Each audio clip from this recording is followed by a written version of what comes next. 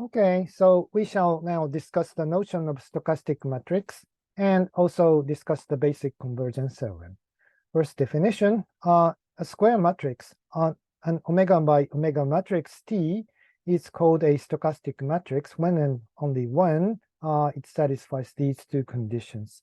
First of all the entries are non-negative, and secondly, if you sum over this first index, you always get 1 for any k. Okay, so this is the definition. Now, let P be an arbitrary probability distribution. And recall that we sometimes represent this kind of probability distribution as a column vector. If you have a column vector, you can apply a square matrix from the left to get a new column vector. And so this new column vector is P prime, like this, okay? And a very important property of T is that this new vector, new column vector P prime, is also a probability distribution. The proof is very easy. So if you, from this, if you just write it down in terms of entries, you get this. This is the usual product. And then since T and P are both non-negative, of course, P prime is non-negative. And normalization condition, so if you sum over this, over sum P prime J over J, and then you get a double sum, but you can exchange the sum order of summation. These are just finite summations. And then you first sum over this. Then, of course, from definition, you get 1, then you get this sum, and it's 1. Okay, so you can say that if you have a stochastic matrix, then you can use it to convert one probability distribution to another probability distribution. And a very important property of this conversion or transformation is this monotonicity. So suppose that you have two arbitrary probability distribution, P and Q, and you apply the same stochastic matrix to these probability distribution to get TP and TQ. They are also, again, probability distribution. But if you consider the KL divergence or the relative entropies of this and this, or this and this, here's you have this monotonicity. So if you think of these as the distance between the two probability distribution, this says that the distance never increases. It's the same or it decreases. And this inequality has a very important application in the information theory, but for us for non-equilibrium statistical mechanics, it's also important. So let me prove this. And the proof is not very long, but it's kind of technical. Okay, so it's something not easy to come up with. So of course, if you are very good at mathematical puzzle, you can try proving this by yourself. But it's a very clever proof. And finally, actually, this kind of proof is, I think, standard in information theory. You try to use the non-negativity of relative entry, the KO divergence, to prove this kind of property. Okay, so anyway, let's take a look at this proof carefully. So first of all, this is just a notation. So call this one, this is just TP, but call this P prime and call this Q prime. Okay, and now for each K and J, I define this. Be careful, there's no summation, there's no Einstein here, and J is not a dummy index. So for each Kj, I define something like this. What is important about this is this observation. If you sum over, if you fix K and sum this over J, then of course here, from this definition, you get P prime K. Oh, here, it's here. And then, of course, you have P prime K here, so you get 1. This means that for each fixed K, this P tilde, this one defines a probability distribution. This becomes a probability distribution. And the same for this Q too. So in this case, Q, if you fix K, you get a probability distribution. Okay, now I want to show that this thing, the difference between the left-hand side and right-hand side, is non-negative. So this is just a definition of D. And from here to here, you do something stupid, but very clever. Okay. First of all, you know that TKJ, when summed over K, is just 1. So you put 1 here and write it in this way. Okay. And also here, you put TKJ here and here. And of course, it cancels, so you can do it. Okay. And now, after doing this, you plug in here these two relations. These are just definitions of P tilt. But you know that this can be written like this, and this is written like this. Okay. And then you rewrite this like this. First of all, this one becomes this and this. Okay, from this. Now here inside the log, you use this, and so you write inside the log as a product of this and this. Okay, and then you can split into sum, and this can be split into this plus this. Okay, now you look at this summation. Here, you can safely sum over J first, okay? And because of this relation, to get 1. So this becomes simply the sum of Kp prime log rho. But here, you have exactly the same thing. Of course, the dummy indices are different, but they are the same thing. So they cancel, and it's 0. And what you have is this. Now, you see that if you sum over J, you precisely get the relative entropy between P tilt and Q tilt. Okay, and here P prime K, and you sum over this. And this is non-negative, this is non-negative, so you see that the whole thing is non-negative. Okay, very clever proof. But we have seen this monotonicity. Good. Okay, now we move on to the convergence theorem. Here is the problem that I want to consider here. Let T be a stochastic matrix, and you pick an arbitrary probability distribution P naught. And then for a positive integer n, you consider this vector. But this is not only a vector. Since T converts a probability distribution to another probability distribution, this for any positive integer n is also a probability distribution. Then you ask, how does this behave when n gets large? Okay. So before discussing general theorems and results, let's consider the simplest example with two states, omega equal 2.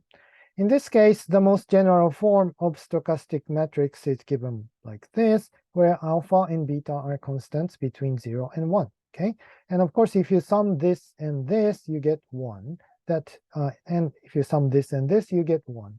So that ensures that this T is a stochastic matrix. Okay, these are entries.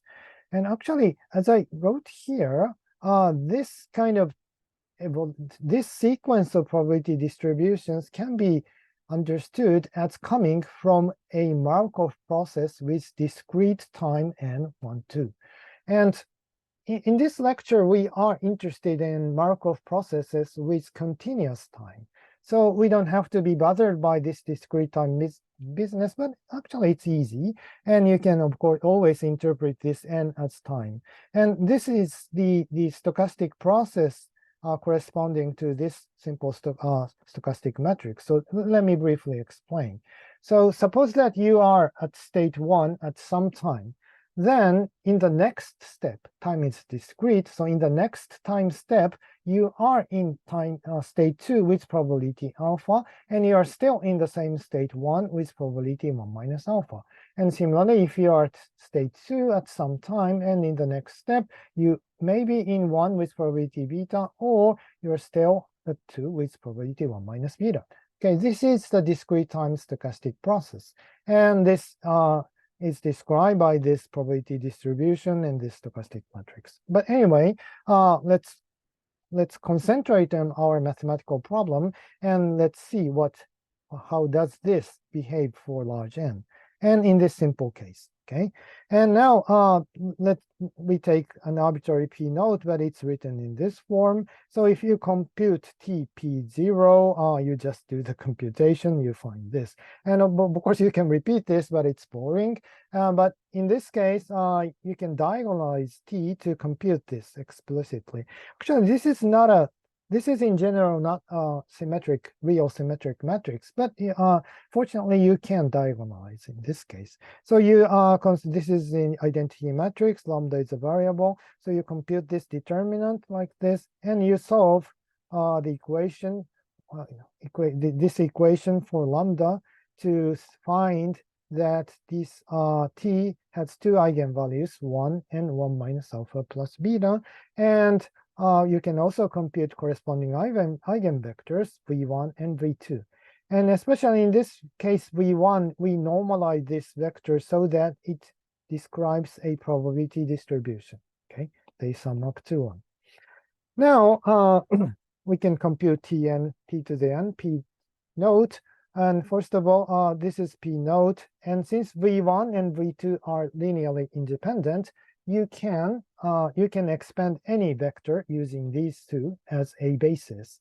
And here's the result of expansion. And you find, of course, you can explicitly compute to find this, but you find that this v1, the coefficient for v1 happen to be 1. But this is not an accident. Okay, but anyway, now you can apply t to the n to this, and t to the n, t to the n. But since v1 is the eigenvector of t with the eigenvalue 1, and of course this doesn't change, then you get v1. Since this is the eigenvector with this eigenvalue, you get this. Now, if you recall the conditions for alpha plus alpha and beta, you find that this guy, the absolute value of this guy is strictly less than 1. This means that if you take the nth power, it vanishes when n is large. So you get this simple relation. So this means that for any probability distribution p naught, wherever you start, you converge to this single v1 for large enough n. Okay, that is what we observe for this simple example. Okay, that was just a calculation for very simple example, but here is the general convergence theorem. Okay, first of all, definition. A stochastic matrix T is said to be primitive or irreducible and aperiodic. Of course, you can forget about these mathematical terminologies if there exists a positive integer nu such that T to the nu, such that this matrix T to the nu has positive non-zero entries. All the entries of this t to the nu is non-zero. And of course, we already know that this is non-negative, but we require that this is strictly positive. This is non-zero for any jk. Okay, so this means that for this new sort of t, if you apply t new times, then it sort of mixes up all the states. So probably you can guess that this kind of condition is necessary for the convergence theorem that we have here. Okay, so anyway, here's the theorem. So you assume that t is primitive in this sense. Then you can show the following very strong result. First of all, there exists a unique probability distribution P of S, PS, where S stands for stationary. So this is called the stationary distribution, such that such that TPS equal PS. So in other words, this PS is the eigenvector of T with eigenvalue 1. So like our V1 before. And also you can show that this probability distribution has positive elements, positive entries. Okay. And this is the convergence theorem. For any probability distribution P naught, if you look at this T to the n P naught, then this converges to this PS, okay, for anything. So convergence to a unique stationary distribution is not a special property of the example that we looked at, but it's a universal property that's satisfied in process with any t which is primitive. Here's a rough picture. Okay, if you start from p0 and if you apply t many times, it converges here. If you start from somewhere different, so this is a space of probability distribution. And if you apply t again, or if you start from here, p t, everybody finally comes to this point ps. And this reminds you of this monotonicity property that we have seen. I mean, we have seen that if you compute the distance between these two and compute the distance between two, then the distance will never increase. In this case, actually distance always decreases, and finally they join at this single PS. Okay, so this is the convergence theorem, and this this is for this discrete time thing, or this just t thing, but this will be very important for us when we discuss continuous time Markov process. So this will be the basis of our convergence theorem, and it's very important. And I'm going to prove this theorem rigorously in the rest of this lecture video. And I will tell you that the proof is not very difficult. I only use very elementary linear algebra, no advanced mathematics. But anyway, what is important for you is to understand that there is such a theorem. So if you are not very much interested in the proof for the moment, you can just skip the rest of this video and go to the next lecture video. Okay, but anyway, I want to carefully show you the proof. Okay, thank you for remaining for the rest of the lecture. So now I'm going to discuss the proof very carefully. Okay, so first of all, I make one definition. So I will define the set V0 as follows. This is the set of vectors. Simply, this is just a set of real vectors with real component where the sum of all these entries become 0. Okay, and if you recall our example, and if you recall this V2 in this example, you see that they sum up to 0. Okay, so this V2 is an element of this set V0. Okay, and here is an important lemma. Actually, it happens many times in mathematics literature. So actually, this lemma is more important, and it contains the essence. Right? And it's hard to, and its proof needs some ideas. But anyway, we just state it as a lemma, and then I will prove this later. Okay, this lemma simply said that if you pick any v from this v0, and if I apply t to the n, and if you let n goes to infinity, then it's 0. Okay, so whatever, if you pick a vector from v and you apply t many times, then it converges to 0. Okay, now you see that, yeah, I think you see that this looks very essential. Okay, now here's the proof of our theorem given this lemma. Okay, now of course it's not trivial, and we have to think about something clever, and this is something clever. Okay, so let's consider the transpose of this matrix T and apply this to this vector, column vector 1, 1, 1, 1, 1. And of course, by definition, this is it. And if you recall the definition of transpose, it becomes this. And now, since this is T's stochastic matrix, you get 1. Okay, so this means that this means this. Okay, this means that this column vector 1, 1, 1, 1 is the eigenvector of T transpose of T, and eigenvalue is 1. And of course, the same thing can be written like this with row vector, right? Okay. So this is a left eigenvector of T. Right? But anyway, we have seen that T of T transpose has eigenvalue 1. Okay, but you know that a matrix and its transpose have exactly the same set of eigenvalues. So we see that lambda equal 1 is also an eigenvalue of T. Okay, and then the general theorem of eigenvectors tells you that there is at least one eigenvector u of T with eigenvalue 1. And also, since lambda equal 1 is real, and all the entries of T is real, you can safely choose u to have all real entries. Okay, so this is what we observed only from this fact that T is a stochastic matrix. There is a matrix with real entries with this property. Now you use lemma. This lemma says that if a vector is from V0, then if you apply T many, many times, it converges to 0. But if you apply T many, many, many times to U, it never converges to 0. So this means that U is not in this V0. Okay, and if you recall the definition of V0, this means that if you sum over all the entries of J, U, you get something non-zero. Okay, and so everything is real, and the sum is non-zero. Then you can define by this relation something that the new thing PSJ, and okay, yeah, you can do this because this is non-zero. Okay, and then we normalize by using this. So you see that this P satisfies this normalization condition, and now you think that we got a probability distribution. Well, but that's too early to conclude this, because we know that this has real entries and this is normalized, but we still do not know this is really a probability distribution or not, because some of the entries may be negative. Okay, but anyway, it's easy to show that it's positive. Okay, so anyway, so let's continue.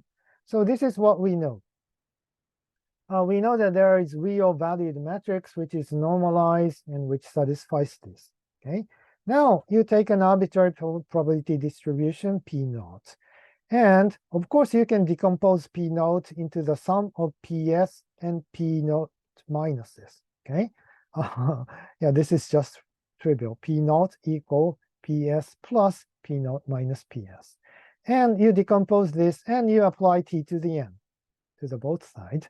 But anyway, since we do have this, T to the N to the PS is just PS. Okay. Now, I claim that this guy here is the element of V0, but that's trivial. This is normalized probability distribution. This is also probability distribution.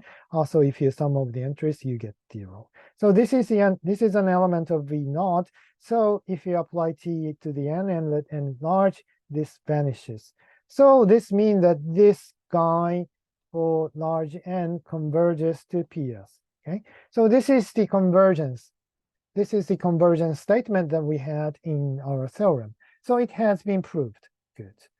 And but we have to show that this PS is PS is first of all probability distribution, but that has been already proved because this is already oops. I have to change this. Now, of course, this guy is a probability distribution.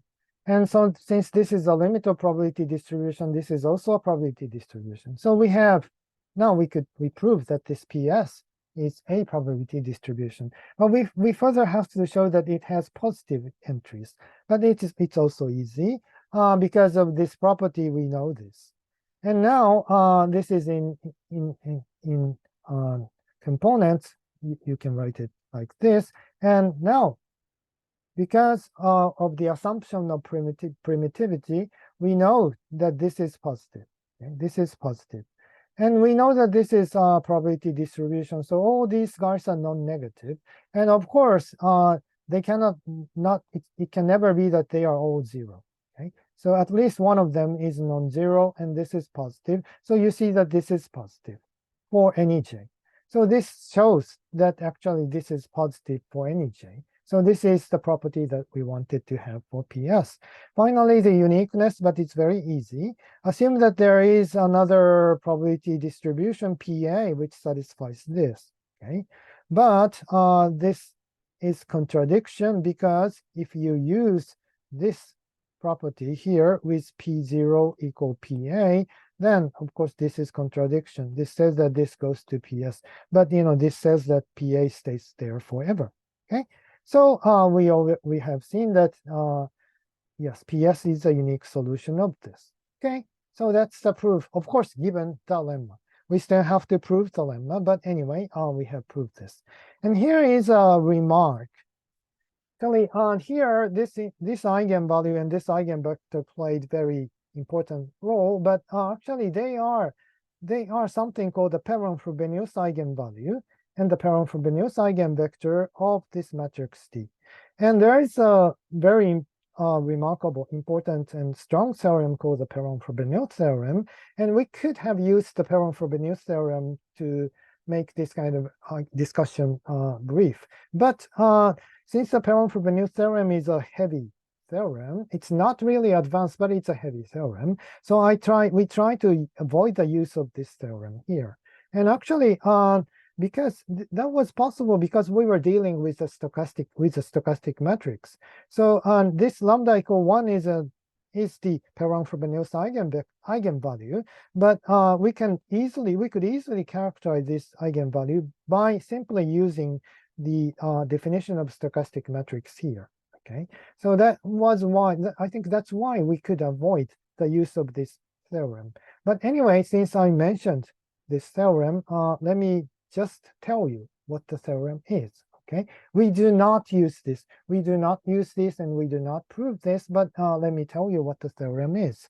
It's a theorem about real matrices with real entries. So that consider this omega by omega matrix, and suppose that all the entries are real. And we also assume that this off-diagonal components are non-negative. Okay, and then we further assume that A is irreducible in this sense. What does it mean? In short, irreducibility means that any entries J and any components J and K are connected through non-zero entries. What does it mean?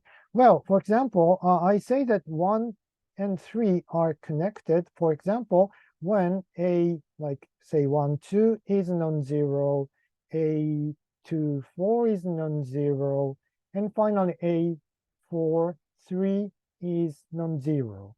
In this case, if you start from 1, you can go to 2, you can go to 4, and you can go to 3, just going through this non-zero elements of the matrix. Okay. In this case, I say that you can 1 and 3 are connected in this way, and if any elements are connected in this way, we say that A is irreducible. And then under this condition, the theorem says something very strong. First of all, it said that the matrix has a non-degenerate real eigenvalue, lambda, and also the corresponding eigenvector can be chosen to have non-zero, actually positive entries. Okay. And also you can, the theorem says that any other eigenvalue of A satisfies this condition. Okay, and we recall that we didn't assume that this is a real symmetric matrix or anything. So you cannot necessarily diagonalize this A, but anyway, you can say this kind of strong statement. Okay, so that's a Perron-Frobenius theorem that we did not use, which we do not use. Okay, so now the remaining task is to prove the lemma. Okay, so again, this is very elementary, and actually this is a proof you find in Naoto Shiraishi's book, okay, from Springer. Okay, so here are some definitions. So okay, so since we assume that T is primitive, so this T nu JK is always positive. And so you can define this mu to be the minimum of this. And you define M as a matrix whose entries are all mu. So this is just a stupid matrix like this, okay? All mu matrix. And then you define S like this, and this S will be very useful. Okay, so first of all, if you look at the entry of this, and then this is this, so because of this, you see that this S is all the components of S are non-negative, okay? And now if you sum over this index of S, and then first of all, if you sum over this, and since this is stochastic, you get 1, and here everything is same, that you simply get this. So you get this. And of course, since S, all the elements of S are non-negative, of course, this is non-negative, and of course, mu is strictly positive, so this is strictly less than 1. Okay, so this fact, this 1 minus omega u is non-negative and strictly less than 1. This is very important. Okay, now let's take any element from V0. And first of all, this is a very important observation. If you pick a vector from V0, then T to the nu of V is also in V0. Why? Well, you simply take this vector and sum over its sum all the components, and so here is yes, detailed form, and then this is just a standard proof. You first sum over J here, and then this gives you 1. So you are left with this summation, but by definition this is 0. Okay, so you have seen that this T to the nu V is also in V0. Good. The next thing, this is just trivial. If you consider this product, and then since this is all mu, This is essentially this, so it's 0. So we have seen that MV equals 0, 0 vector. Okay, so this means that T to the nu times V is equal to S times V. Okay, this is very good. Okay, so this is something we are interested in. We want to apply T to the nu many times to V, but this tells you that instead of considering T nu, you can consider this something simpler, S, with this property. Okay, now we are almost at the end. Before completing the proof, I introduced this notation of L1 norm. This is a very standard notation in mathematics. Okay, probably you are, of course, all of you are familiar with this standard norm, square and square root, and this is a standard norm. It's actually L2 norm, which you usually consider for vectors. But in this case, when you treat probability distribution, this norm, which is called L1 norm, is more important. It's more useful. Okay, and anyway, so you pick any vector from V0, and you want to show that this goes to 0. But anyway, you consider the L1 norm of this, and this is simply the definition. And then, from what I said in the previous page, this guy is exactly the same as this guy. Okay, so in component you can write it this way. Of course, you want to have absolute value here, but this is non-negative, so you can write it like this. Okay, now I use this bound here. Okay, if you sum over j of this, you get 1 minus omega mu. Okay, so here you just sum over s, sum over j, and then you get this. Okay, and now here you simply have the definition of this L1 norm. So this is just the L1 norm of V. Okay, now you have seen that the L1 norm of T to the nu V is upper bounded by 1 minus omega mu. This is strictly less than 1 times the norm L1 norm of V. And now it's very important that this is an element of V0. Okay, we started from an assumption that V is an element of V0 and use this. This means that you can plug in D to the nu V here because it's the element of V and use the same thing. And you can you can repeat this many times. So if you do it, this is the result. If you repeat this m times, you get this T to the nu m times V. L1 norm is upper bounded by 1 minus omega mu to the power m times this L1 norm. Okay, and of course, since this is strictly less than 1, if you let m go to infinity, this vanishes, and you see this. Okay, so you see that the L1 norm of this vanishes, but this can go to 0 only when the vector is 0. So this proves that this converges to 0. Okay, so as I promised, I didn't use any advanced mathematics, and I think this is the clever, interesting proof that makes use of the property of stochastic matrix and some very elementary facts from linear algebra. Okay, so thank you for watching the proof.